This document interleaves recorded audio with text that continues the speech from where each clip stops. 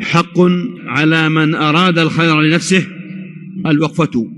الوقفة الصادقة مع النفس محاسبة ومساءلة، فوالله لتموتن كما تنامون ولتبعثن كما تستيقظون ولتجزون بما كنتم تعملون. فجنة للمطيعين ونار للعاصين.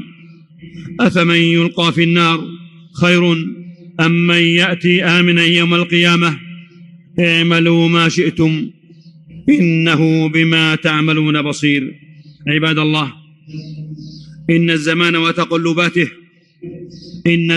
وتقلباته أنصح المؤدبين، وإن الدهر بقوارعه أفصح المتكلمين، فانتبهوا رحمكم الله بإيقاظه واعتبروا بألفاظه.